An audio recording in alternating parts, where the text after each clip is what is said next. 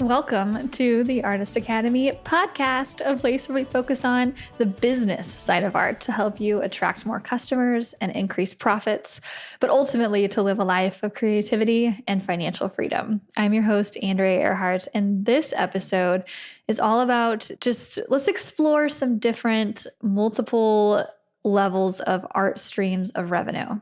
Did I say that right? Multiple art revenue streams. Yeah.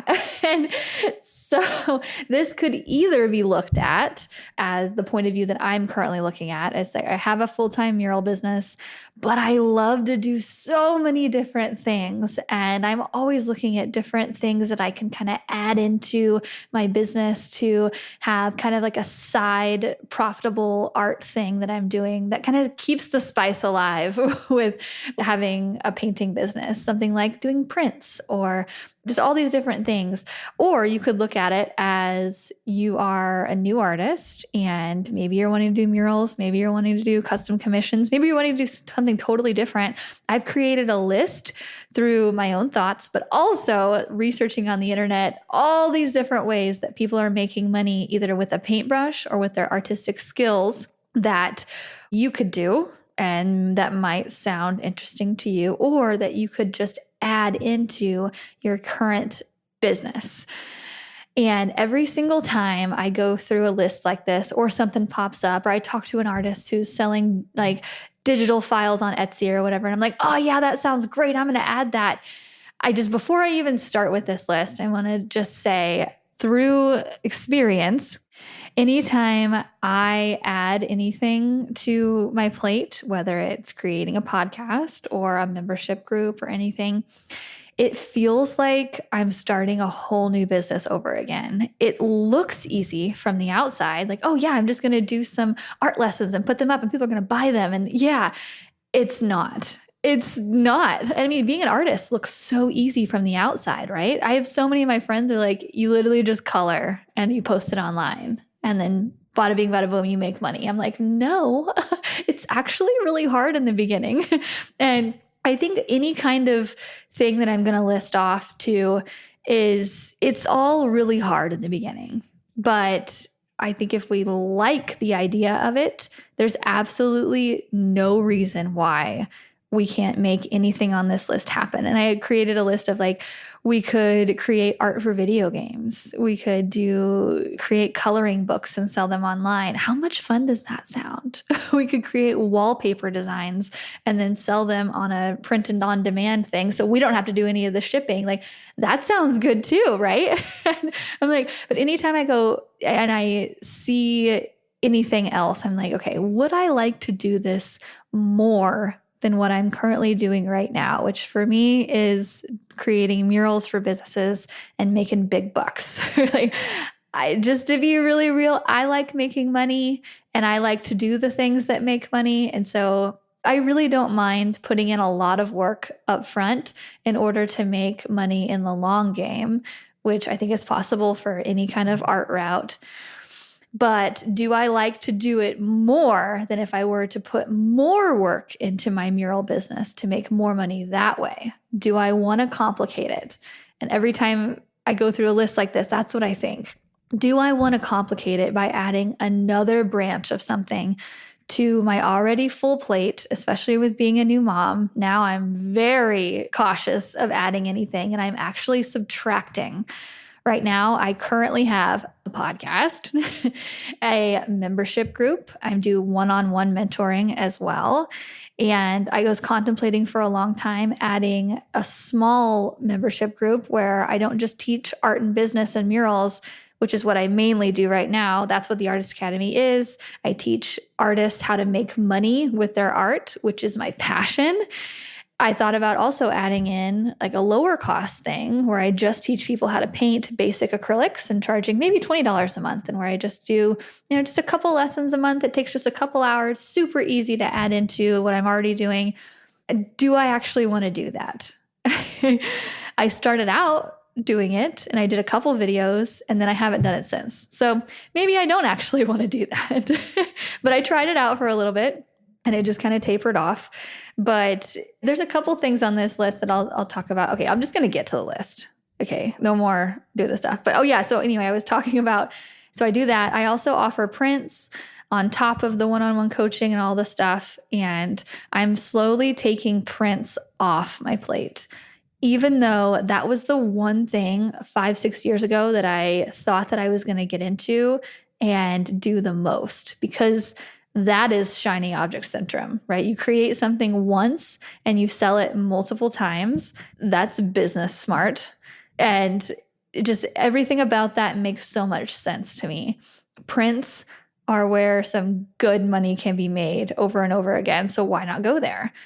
And I fell into this mural path and teaching murals that's more of where I've decided to focus my energy. But it's so tempting to not put more energy into all these other things and create wallpapers and things. But anyway, I'm working on not chasing shiny object syndrome and just figuring out what I want to do, which is murals.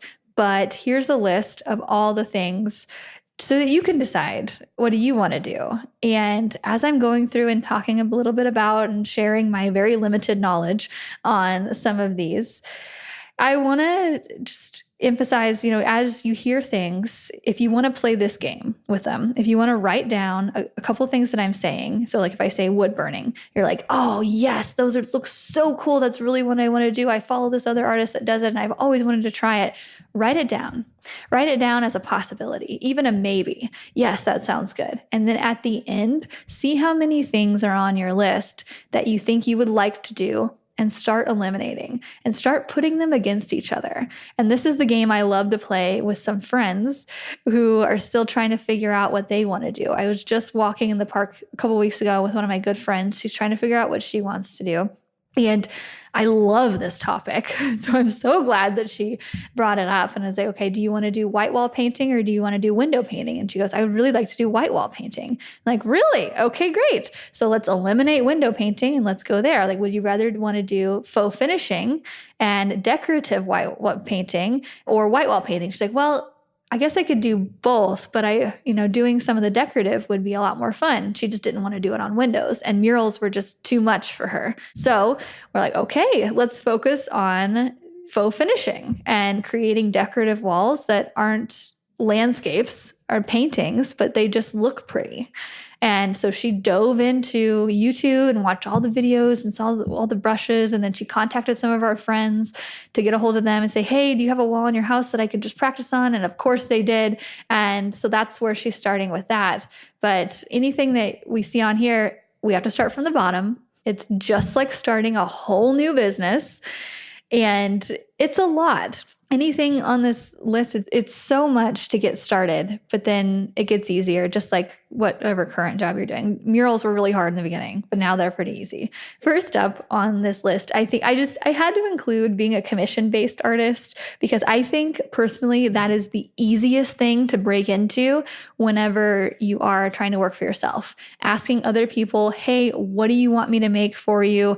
What are your specifics? What colors do you like? Instead of saying, hey, I made this thing, who wants to buy it? Asking for your customers' input and commission-based work is the easiest way to quit your day job and go full-time with this art thing. Whether it's digital artwork, whether it's murals or canvases or pet portraits or whatever it is, ask somebody else what they want and then cater it to them. And eventually we can work in our own style, but commission-based artwork I think is the easiest. Second is, I put another idea on here, is prints. That's something that I think is pretty obvious. I think it's kind of the number one thing that people go towards, especially if you're creating your own work, people go towards prints. But what if you created prints on things like wood or metal and you promoted it that way? There's so many prints out there on canvas and paper. What if you became the artist that has really shiny metal prints and you promote your prints that way and you make a splash and anything that can be different, anything that can set yourself apart from everybody else who's selling canvas and prints? How can you be different selling prints? Also, what service are you using to sell your prints? Are you using your own website, which is what I do, which is what a lot of people do? Or are you going to go on Etsy? or places that do drop shipping, or some other place that online that you can just upload your image and people buy it directly off there. What route do you want to go in? I think this is where having a deep dive into what area you want to go in comes in handy. Or another thing I've done is you could create a print of the month club. That's a subscription based. I'm highly, highly for doing a subscription thing. You get one customer, sign them up one time for a relatively low price, and it just keeps charging them every month. Very affordable. I sold $7 prints for a long time, 4 years. And I think at one point I had 80 people on my print of the month, and I started off offering it for $3. Or $4. I'm not sure. It was a long time ago. And I started, and then I went up to $5, and then it eventually went up to $7. And so people who were signed up ranged in there, but I sent them off every month, and it was a really, really good reoccurring thing. But again, I just got too much stuff on my plate. I was doing murals and all this stuff, and I just stopped promoting it. And when you stop promoting the thing, you don't get sales, right? So I guess as we're going through this too, ask yourself, what's something that you wouldn't mind talking about every single day and sharing about every day, or at least a couple times a week, in order to grow it, because that's what it takes. So if you already have a mural business, and this is what I think all the time because I've lived this now, is if you already have a mural business, are you okay with sharing murals pretty often, and then also adding another layer as to sharing prints very often as well? Because the murals are working because I'm sharing it all the time and I'm promoting it. But now, if I want to do prints too, I have to promote the prints all the time and share that too. And I have an artist academy that needs attention too. And I'm really bad about sharing about the artist academy. But I need to do it more. But I just have so much that it's just, so that's why I'm working on getting a little bit of stuff off my plate and just focusing on murals and then teaching murals through the academy. So you could also do an art subscription box. This was a big thing not too long ago. I don't even know, but probably still is. I'm not on anybody's email list anymore, so it's not in my face. But you can send out a weekly or monthly box of, say, like a watercolor box or an acrylic box, or oils are kind of advanced, or I don't know, a drawing kit. And then you get people signed up for that. You send out the box physically, and then you do an online class every week or every month, however your schedule is. That seems fun. I thought about it for a long time. Shiny object syndrome. I thought about doing that, but ultimately I just didn't want to pack and ship all the things. So that was out. You could also, if you don't want to pack and ship and say prints are really not your thing, and maybe you want to do something online or digital, say you like to just sit down and play on Procreate all day or your iPad and draw. Most artists like that. So what if you illustrated children's books? How much fun does that sound? Or even coloring books. You can make your own coloring books rather than do illustrations for other people.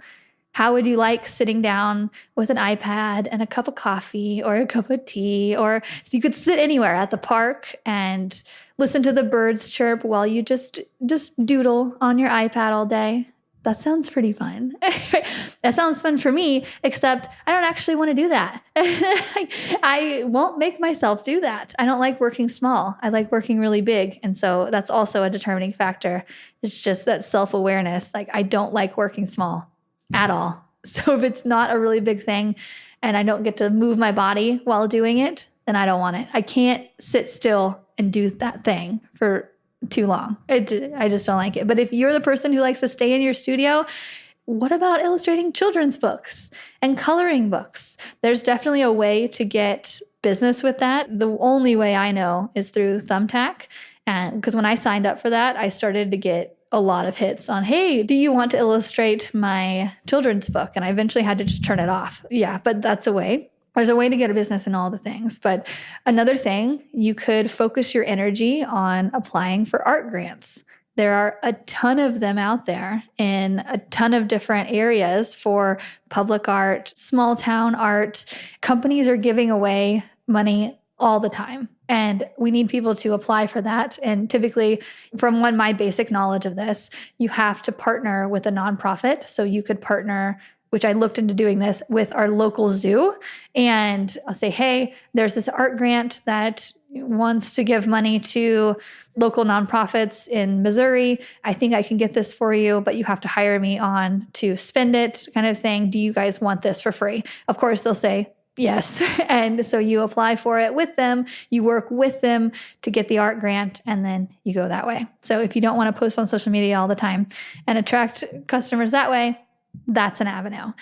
So you could start your own podcast if you like to talk. I was not a big talker at first. The first couple podcasts that I ever spoke into were completely written out. 100%. And then also heavily edited. I did all my own editing. I took out all my ums, all my filler words that I still use, but now I have someone else take them out.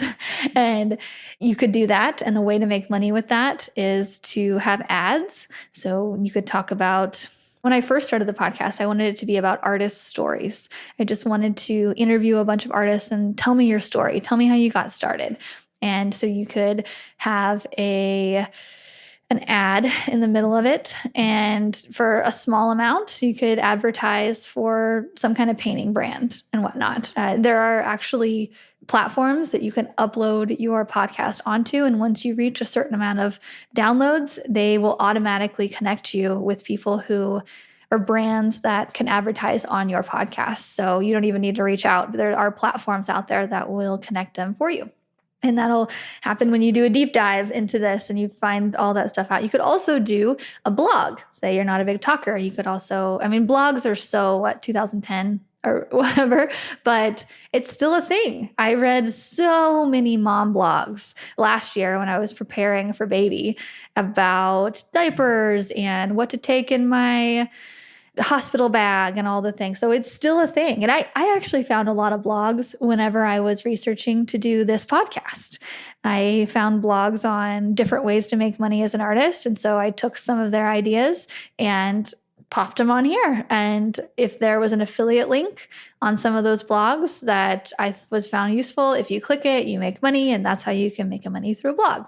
Again, things like podcasting and blogs and really everything, it's all about consistency in the long game. But if you like to write, that's a thing. Or you could create a magazine, an e-magazine, to make it a little bit easier. There's some artists that I coached last year, and they reached out this year wanting to feature me in their e-magazine that they decided to start. And I thought that was a really cool idea. They're just, from what I can tell, their plan is to feature a bunch of artists that have bigger platforms, get that outreach, get that customer base, and then they're going to charge artists to be featured in their magazine and to make money that way. Sounds tedious and terrible to me, but you might like it. So, you could also go live creating commission-based art for tips. We were just on a virtual meetup and a student was talking about how she went live on TikTok and Instagram. You could also do Twitch and whatnot, and you could go live and people view your stuff and they watch you create. So for example, and I've actually thought about this a long time ago and I tried it and it failed, but I was on TikTok and I used to write names out in this drip lettering and it was really fun. And so I told people, hey, for $30, I will write your name out. And if you pay shipping, I'll send it to you. And nobody bit. I only made 2 posts about it and got 0 bites. But what I realized when I was talking to this artist on the virtual meetup is she was charging $5. And so I was a little bit too much. I guess the $30 is a bit much for somebody just watching a live stream, but $5 is super easy. And all she did was she put in her payment link in her bio and said, anybody who wants me to write out your name or a design for you on this live stream. She doesn't send it to them, nothing. All she does is write it out. They can say that some artist did this. They can screenshot it, or she can send it to them via email. Super easy and quick. It's a click. You're not even shipping anything. But she had several people. And so I think she made like $30 in an hour just doing that, just staying home, doodling and doing live stream art that way. Who'd have thought? And she just did that a couple times and made $30 in the hour. Imagine if it was consistent and people got to know her for that and people came to expect it, and she promoted it a lot more. It could go up and up and up. I think that's a great idea and just something very modern of things to do. You could be a social media influencer. When TikTok first started going, and I started making videos and started getting attention for them, I made that a goal. I was like, I want to build my brand up to be so many thousands of followers so that I start getting brand deals. And I remember saying that out loud. And I remember I thought I sounded so silly saying it out loud to one of my friends. And I'm like, but I want those big brand deals and I want to be a TikTok influencer. And so I just made a ton of video and did that and got the brand deals. And it just wasn't as much fun as I thought it was going to be. They were very particular on what the video looked like. And I just realized that I like to do murals more.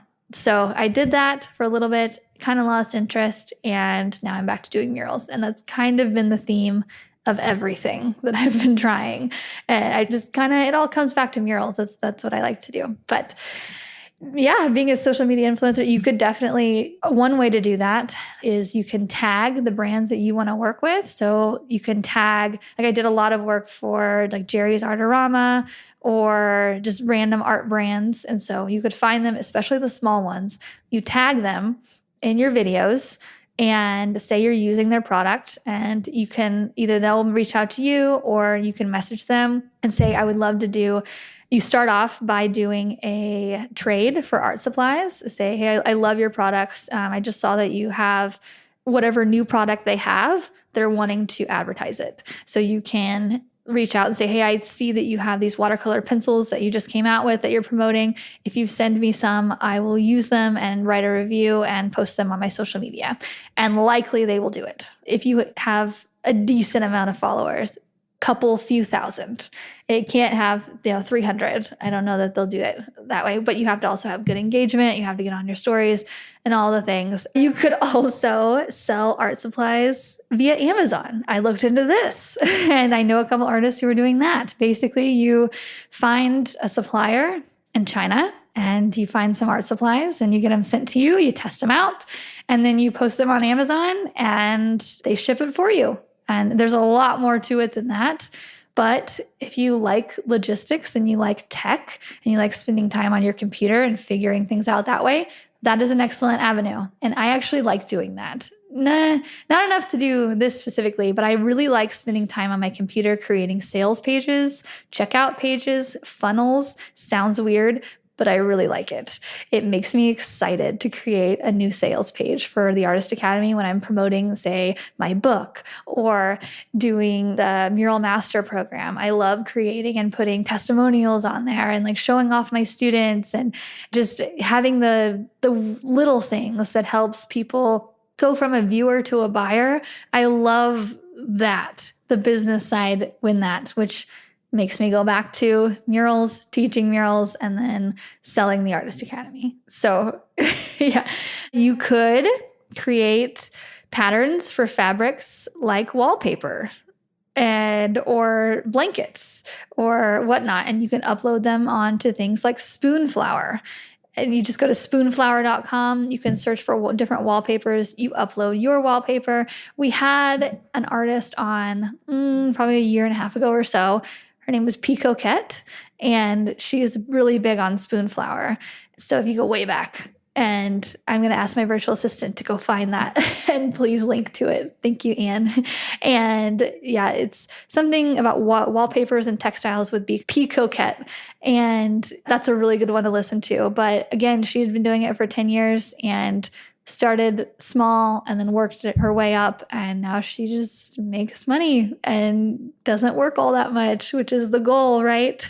We're trying to figure out how we can make money to have that creativity, financial freedom thing and have the most fun doing it. That's what I'm trying to do. And so that's what this whole list is about. How can we have the most fun making the most money?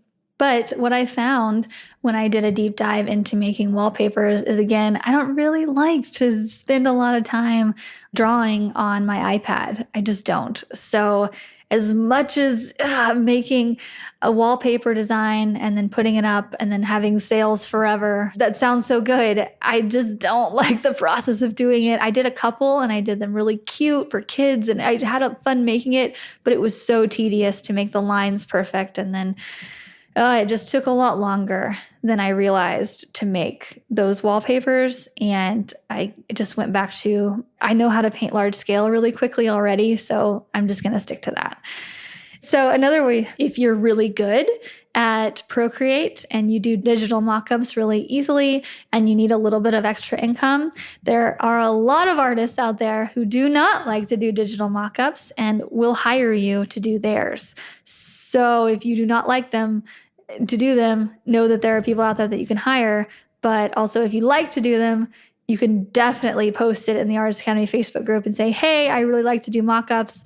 If someone wants to hire me, I charge $50 an hour to do them, and you'll have a lot of hits. Guaranteed. If you need extra money and you're good at it, do that. And I'm fast at it and I like it. Some amount. It just depends what it is, because I did that a little bit in my one-on-one coaching. That's what I offered. And so I help artists create mock-ups and just make them better and more eye-catching and whatnot. And the ones that were really tedious, I didn't like to do, but the ones where we did rainbows on the walls or whatever, I was like, okay, this is fun and easy. And then I would also create a video showing them how I did it so that they could then do it for themselves. Just an idea. You could also be an editor. You could be a photo/video editor. Or, this is what I thought, this is another area that it's tempting. I could train a virtual assistant who already has photo editing and video editing experience, right? You can't train someone who doesn't have any experience photo and video editing. So I would hire somebody from wherever, some other country that it's not the United States, it's not going to charge me arm and a leg. And so I could pay them $10 an hour or so. And for that specialty skill, I could train them on how I like to edit video and photos. And then I grab the customers and I send it to them and I split profit. So I'm not actually doing anything. All I'm doing is promoting that I will edit your photos and videos for you. And some people, you can even get them on a retainer. They'll send you all of their videos and photos in a Dropbox folder. You charge them $1,000 a month or whatever, or $500 a month for so many videos or less, whatever. And you do it for them. You get them on that subscription retainer. There's a lot of artists that I've talked to, specifically 3. So I don't know if that's a lot, but 3. And I see their videos and the way it's edited with captions. And I messaged them. I'm like, hey, what app are you using to get your captions? And 2 of them have said, oh, I pay this guy to make videos for me. He just tells me what kind of videos that he suggests I make. I send it to him and he does all the editing and adds all the captions and I pay him $1,000 a month. I'm like, whoa, that's cool. So that's an option. And again, you could do it, train a virtual assistant to do it, and all you're doing is playing the middleman. Sounds pretty great. Okay.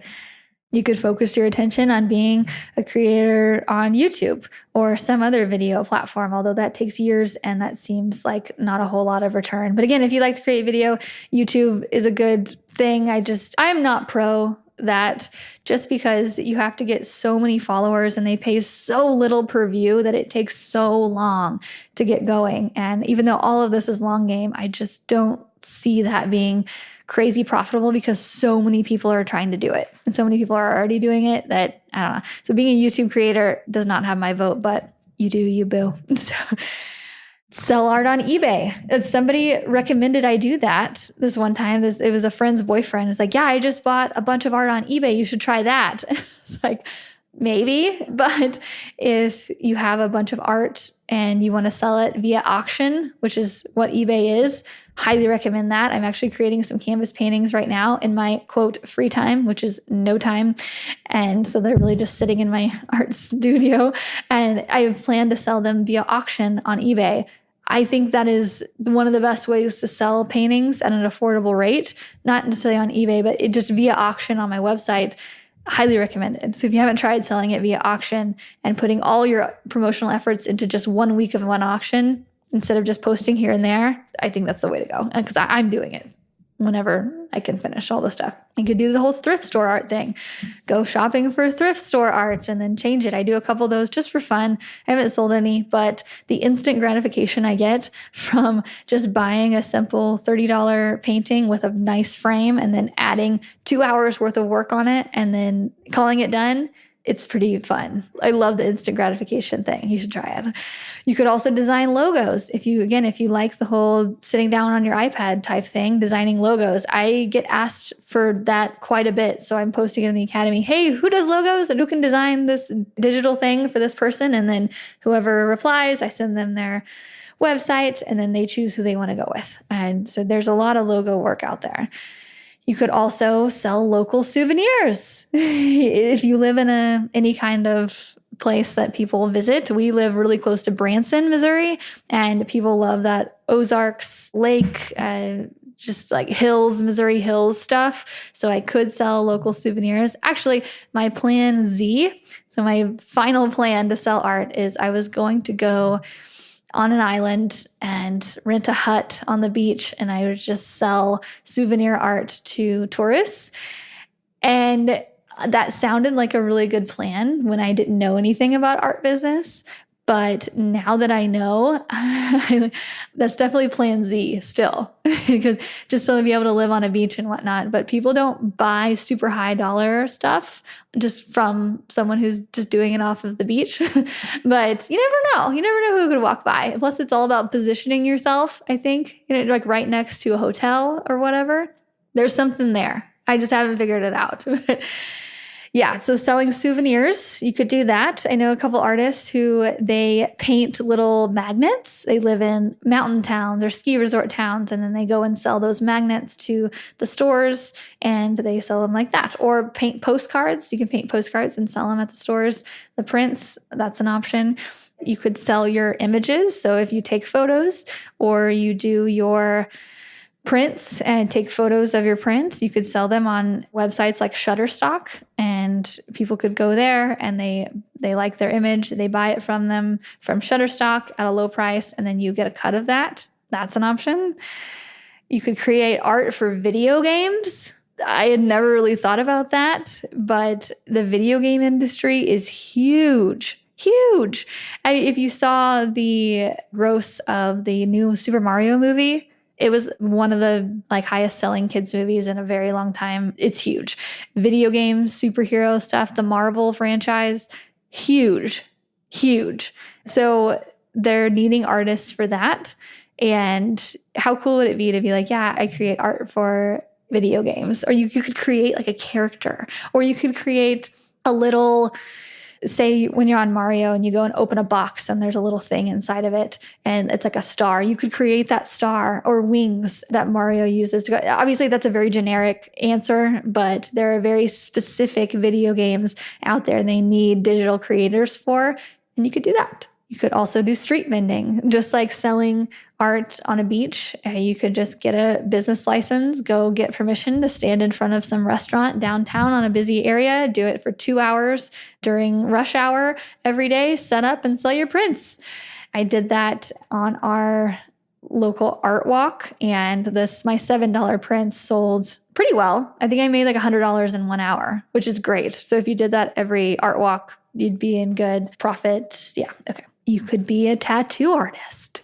Personally, I will faint if I see too much blood. So that was an absolute no-go for me. I remember my brother cut his leg open one time, like a pretty good gash. And I looked at it and I puked everywhere and then about fainted. I had to go lay down. And my mom looked at me and was like, well, you're not going to be a nurse. I'm like, oh, okay.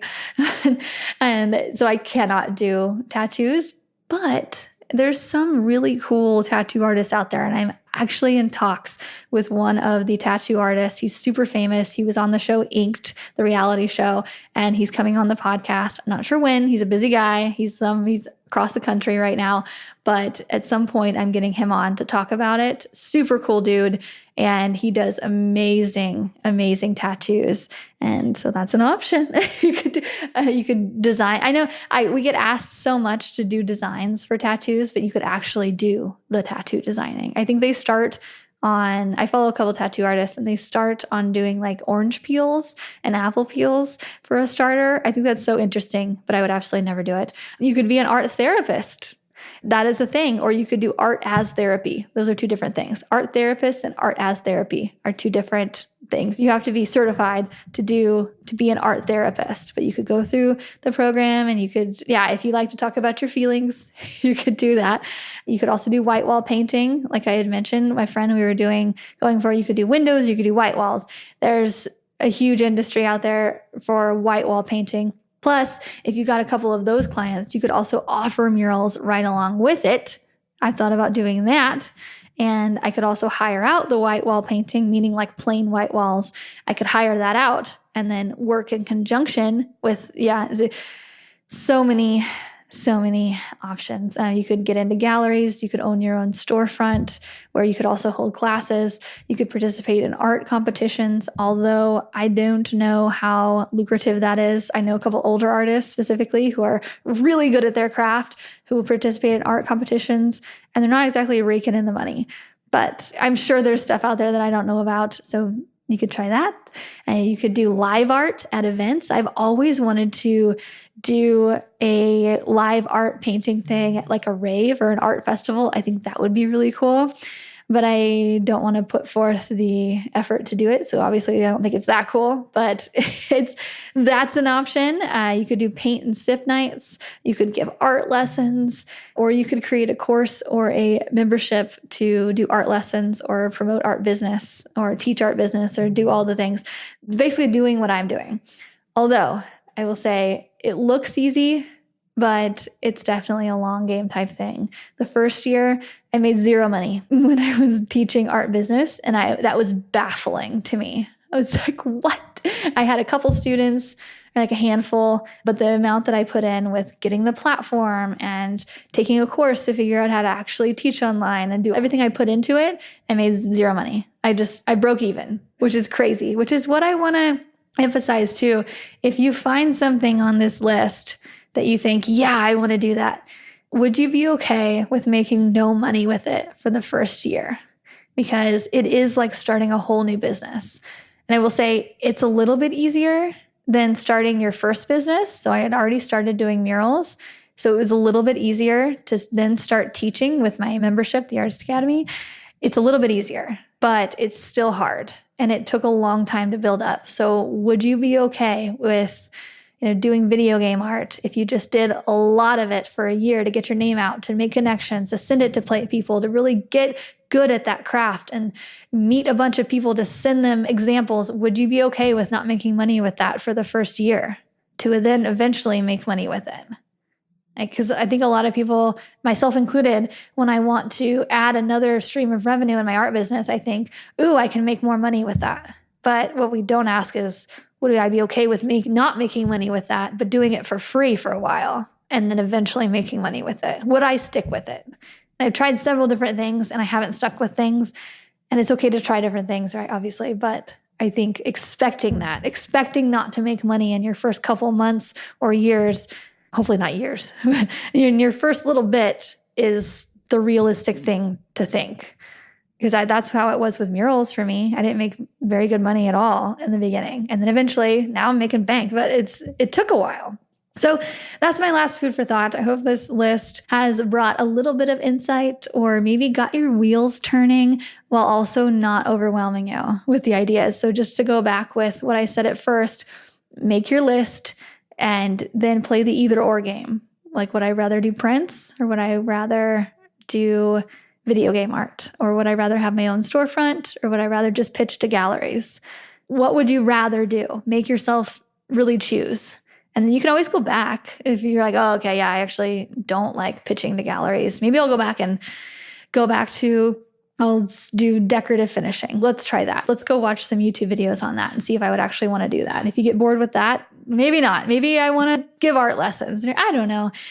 Anyway, Okay, I'm going to go take a nap now. I'm tired. I just recorded 2 podcast episodes in a row and now I'm drained. It's new mom life. Okay, I hope this is insightful in some way. And if it sparked a new idea and you want to share this episode on Instagram, I would appreciate it.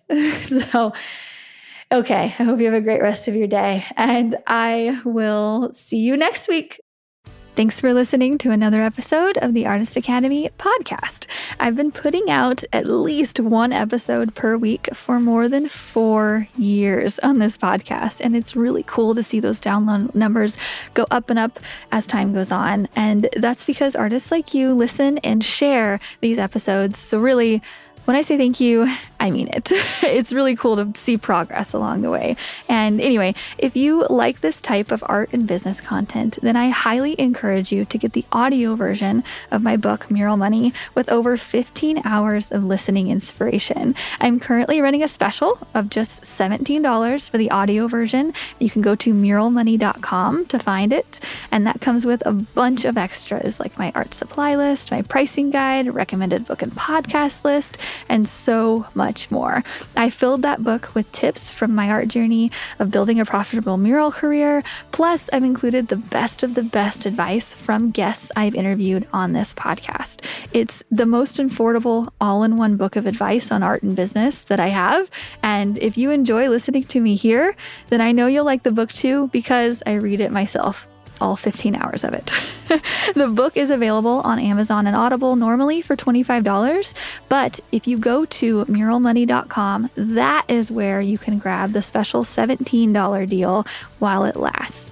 If you haven't listened to my book yet, this is your sign to do it. Again, normally $25. I'm running a special for $17, but you have to go to muralmoney.com. That's where you can grab the audio version of it. And that's all I have for you today. So I will see you next week for another episode of the Artist Academy podcast.